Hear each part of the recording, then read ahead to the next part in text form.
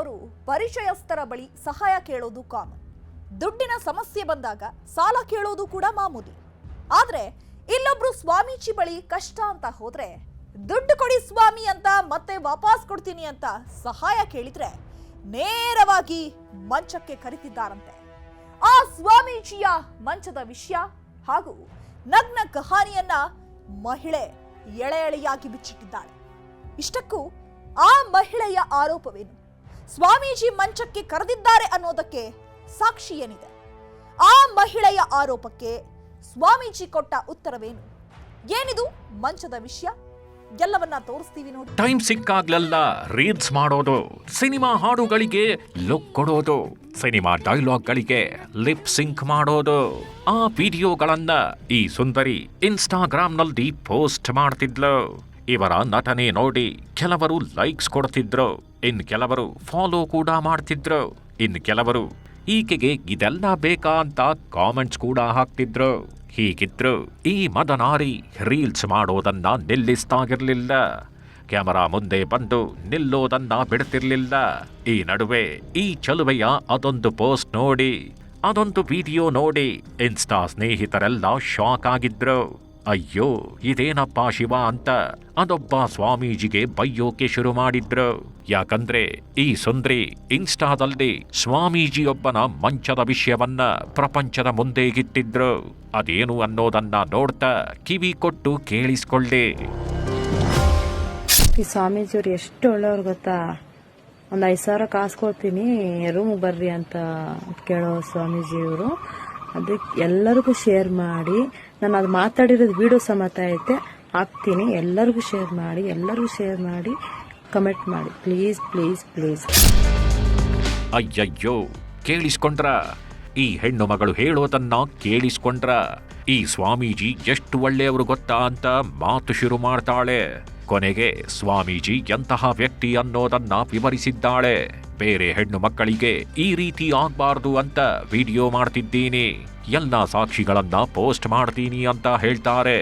ಇಷ್ಟೇ ಅಲ್ಲ, ನನಗೇನಾದ್ರೂ ಆದ್ರೆ ಸ್ವಾಮೀಜಿಯೇ ಕಾರಣ ಅಂತಲೂ ಬಾಂಬ್ ಸಿಡಿಸ್ತಾರೆ. ನನಗೂ ನನ್ನ ಮಕ್ಕಳಿಗೂ ಅಕಸ್ಮಾತ್ ಏನನ್ನ ಆದರೆ ಅದು ಅವರಿಂದನೇ ಅಂತ ಎಲ್ಲರಿಗೂ ಗೊತ್ತಾಗಬೇಕು. ಅಕಸ್ಮಾತ್ ಏನೋ ದುಡ್ಡಿರೋರು ಏನಾದರೂ ಮಾಡ್ಬೋದಲ್ವಾ? ಅದಕ್ಕೆ ಅಕಸ್ಮಾತ್ ನಮ್ಗೇನು ಹೆಚ್ಚು ಕಮ್ಮಿ ಆದ್ರೂ ಅದು ಅವರೇ ಕಾರಣ. ಪ್ಲೀಸ್ ಎಲ್ಲರಿಗೂ ಶೇರ್ ಮಾಡಿ. ಯಪ್ಪ, ಇವರ ಮಾತನ್ನ ಕೇಳ್ತಾಗಿದ್ರೆ ನಿಜಕ್ಕೂ ಶಾಕ್ ಆಗತ್ತೆ. ಯಾರು ಆ ಸ್ವಾಮೀಜಿ ಅನ್ನೋ ಪ್ರಶ್ನೆ ತಲೆಗೆ ರಪ್ಪಂತ ಬರುತ್ತೆ. ಆ ಸ್ವಾಮೀಜಿ ಯಾರು ಅಂತ ಈ ಹೆಣ್ಣು ಮಗಳೇ ಹೇಳಿದ್ದಾರೆ. ಈ ಮಹಿಳೆಯೇ ಸ್ವಾಮೀಜಿಯ ಫೋಟೋವನ್ನ ಇನ್ಸ್ಟಾದಲ್ಲಿ ಪೋಸ್ಟ್ ಮಾಡಿದ್ದಾರೆ. ಸಾಕ್ಷಿಗಳನ್ನ ಮುಂದೆ ಇಟ್ಟು ಬಾಂಬ್ ಸಿಡಿಸಿರೋದು ಇವರ ವಿರುದ್ಧವೇ, ಈ ಸ್ವಾಮೀಜಿ ವಿರುದ್ಧವೇ.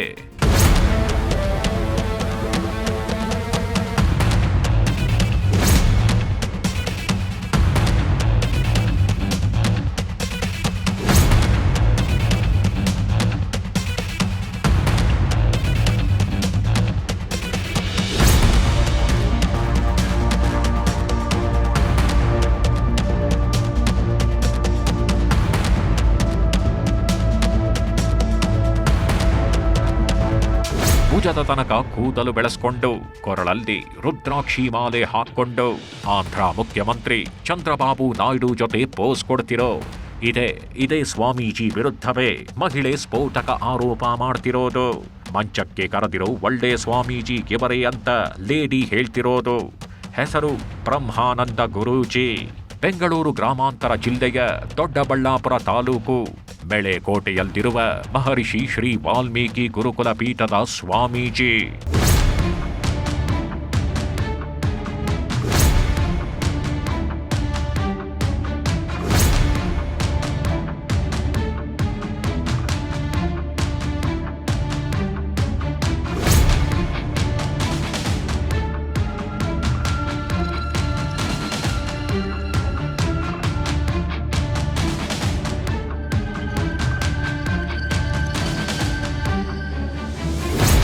ದೊಡ್ಡಬಳ್ಳಾಪುರದ ಮೆಳೆಕೋಟೆಯಲ್ಲಿ ಈ ಸ್ವಾಮೀಜಿ ಫೇಮಸ್.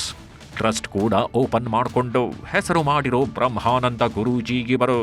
ಇಷ್ಟು ವರ್ಷಗಳಿಂದ ಯಾವುದೇ ಆರೋಪ ಹೊತ್ತುಕೊಳ್ಳದೆ ನೆಮ್ಮದಿಯಾಗಿದ್ದವರು ಆದ್ರೀಗ ಹೆಣ್ಣಿನ ಆರೋಪದ ಸುಳಿಯಲ್ಲಿ ಸಿಲುಕಿಬಿಟ್ಟಿದ್ದಾರೆ. ಸ್ವಾಮೀಜಿ ವಾಸವಿರೋ ಊರಿನಲ್ಲೇ ವಾಸವಿರೋ ಹೆಣ್ಣು ಮಗಳೊಬ್ಬರು ಶಾಕಿಂಗ್ ಸ್ಟೇಟ್ಮೆಂಟ್ ಕೊಟ್ಟಿದ್ದಾರೆ. ಲೈಂಗಿಕ ಕಿರುಕುಳ ನೀಡಿದ್ದಾರೆ ಅಂತ ದೊಡ್ಡಬಳ್ಳಾಪುರ ಮಹಿಳಾ ಠಾಣೆಯಲ್ಲಿ ದೂರು ಕೊಟ್ಟೇ ಬಿಟ್ಟಿದ್ದಾರೆ. ಇಷ್ಟೇ ಅಲ್ಲ, ಈ ಸ್ವಾಮೀಜಿಯೂ ಸಹ ಮಹಿಳೆ ವಿರುದ್ಧ ಪೊಲೀಸ್ ಠಾಣೆ ಮೆಟ್ಟಿಲೇರಿದ್ದಾರೆ. ಇದೆಲ್ಲ ಷಡ್ಯಂತ್ರ ಅಂತಿದ್ದಾರೆ. ಇವರಿಬ್ಬರ ನಡುವಿನ ಕಹಾನಿ ಏನು ಅನ್ನೋದನ್ನ ಡೀಟೇಲ್ಡ್ ಆಗಿ ತೋರಿಸ್ತಾ ಹೋಗ್ತೇವೆ ನೋಡಿ. ನನಗೆ ಮಜಾ ಬೇಕು, ನಿನಗೆ ದುಡ್ಡು ಬೇಕು. ದುಡ್ಡು ಬೇಕಂದ್ರೆ ರೂಮಿಗೆ ಬಾ. Audio viral.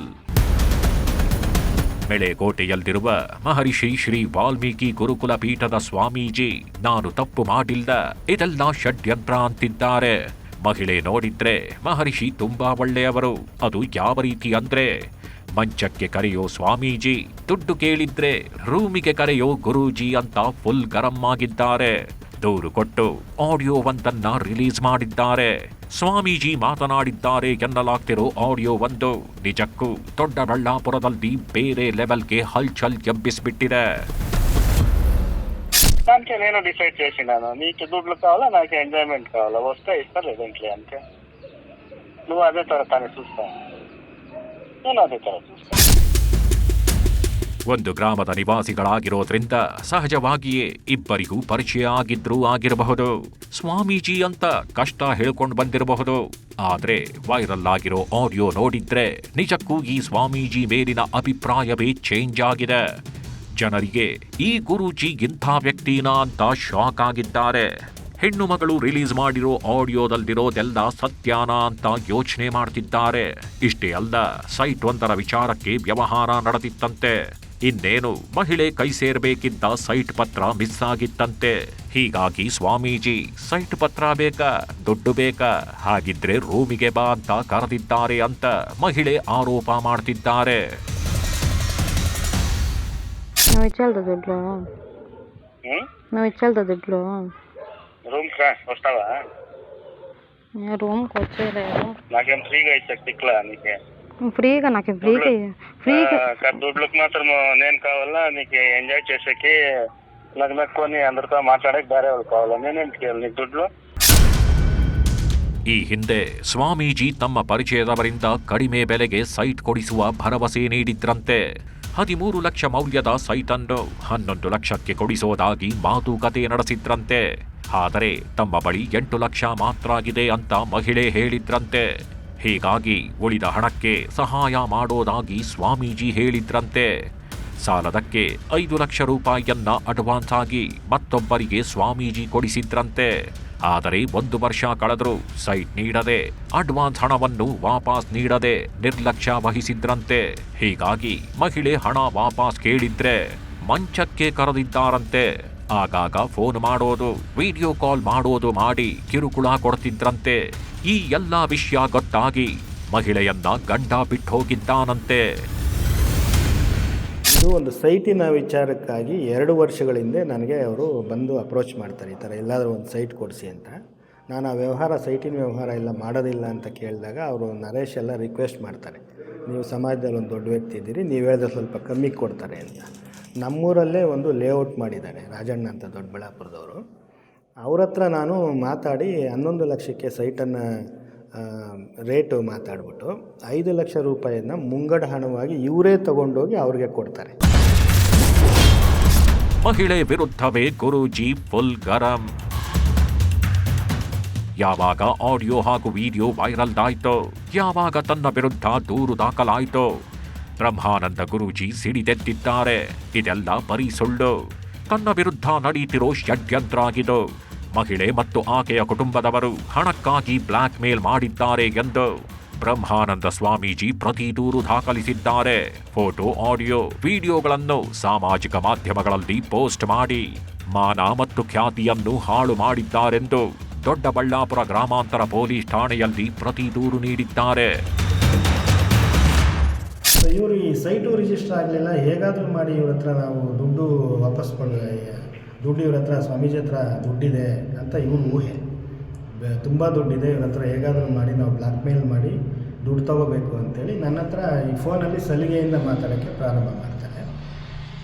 ನಾನು ಯಾವಾಗ ಇವ್ರ ಸಲಿಗೆಯಿಂದ ನನ್ನ ಹತ್ರ ಫೋನಲ್ಲಿ ಮಾತಾಡೋಕ್ಕೆ ಪ್ರಾರಂಭ ಮಾಡಿದ್ರು ನಾನು ಇವ್ರ ಫೋನನ್ನು ಬ್ಲಾಕ್ ಲಿಸ್ಟ್ಗೆ ಹಾಕಿ ತೆಗೆಯೋದಿಲ್ಲ.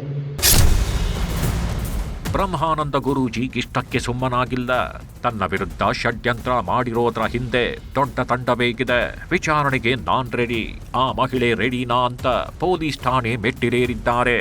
ದೂರಿನ ಪ್ರತಿಯಲ್ಲಿ ವಾಟ್ಸಪ್ನಲ್ಲಿ ಅಪಪ್ರಚಾರ ಮಾಡಿರೋರು ಇವರು ಅಂತ 6 ಜನರ ಹೆಸರು ನೀಡಿದ್ದಾರಂತೆ. ಇಷ್ಟೇ ಅಲ್ಲ, ಬೇಕು ಅಂತಲೇ ವಿಡಿಯೋ ಕಾಲ್ ಮಾಡಿ ರೆಕಾರ್ಡ್ ಮಾಡಿಕೊಂಡಿದ್ದಾರೆ. ಟೆಕ್ನಾಲಜಿ ಬಳಸಿ ನನ್ನನ್ನ ಹನಿ ಟ್ರ್ಯಾಪ್ ಮಾಡಿ ಬ್ಲ್ಯಾಕ್ ಮೇಲ್ ಮಾಡಿದ್ದಾರೆ ಅಂತ ಪ್ರತಿ ದೂರು ನೀಡಿದ್ದಾರೆ. ಅದಕ್ಕೆ ಬೇಕು ಅಂತಲೇ ಇವ್ರ ಫೇಸು ಬೇಕು ಅಂತಲೇ ನಾನು ವಿಡಿಯೋ ಕಾಲ್ ಮಾಡಿ ಅದನ್ನು ರೆಕಾರ್ಡ್ ಮಾಡಿದ್ದೀನಿ ಅಂತ ಹೇಳಿರೋ ಮಾತು ನಮ್ಮ ಹತ್ರ ಇದೆ. ಹಾಗೆಯೇ ಇವರು ದುಡ್ಡುಗೋಸ್ಕರನೇ ನಾವು ಇವೆಲ್ಲ ಮಾಡಿದ್ದು ಅಂತಲೂ ಹೇಳಿರೋ ರೆಕಾರ್ಡ್ ಕೂಡ ನಮ್ಮ ಹತ್ರ ಇದೆ. ಇದು ಕಂಪ್ಲೀಟಾಗಿ ನನ್ನನ್ನು ಹನಿ ಟ್ರ್ಯಾಪ್ ಮಾಡಿ ಬ್ಲ್ಯಾಕ್ ಮೇಲ್ ಮಾಡಿ ಇವ್ರ ಹತ್ರ ಹೇಗಾದರೂ ಮಾಡಿ ದುಡ್ಡು ವಸೂಲಿ ಮಾಡಬೇಕು ಅಂತೇಳಿ ಇವರ ಜೊತೆಗೆ ನಮ್ಮ ಸಮುದಾಯದವರೇ ಆದಂಥ ಕೆಲವು ವ್ಯಕ್ತಿಗಳು ನಮ್ಮ ಶತ್ರುಗಳೇನಿದ್ದಾರೆ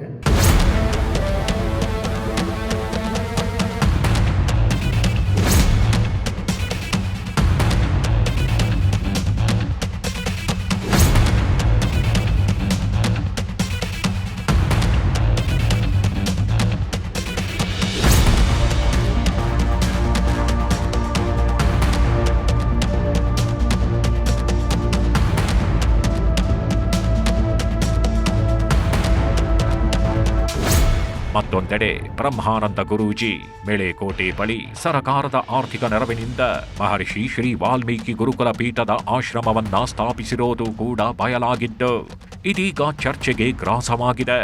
ಮತ್ತೊಂದು ಕಡೆ ದೂರು ಕೊಟ್ಟಿರೋ ಮಹಿಳೆಯ ಗಂಡ ಕೂಡ ಪೊಲೀಸ್ ಠಾಣೆ ಮೆಟ್ಟಿಲೇರಿದ್ದಾರೆ. ಸೈಟ್ ವಿಚಾರಕ್ಕೆ ವ್ಯವಹಾರ ನಡೆದಿತ್ತು, ಈಗ ಹಣ ವಾಪಸ್ ಕೇಳಿದ್ರೆ ಹೆಂಡತಿಯನ್ನ ರೂಮಿಗೆ ಕರೆದಿದ್ದಾರೆ ಅಂತ ಸ್ವಾಮೀಜಿ ವಿರುದ್ಧವೇ ದೂರು ನೀಡಿದ್ದಾರೆ.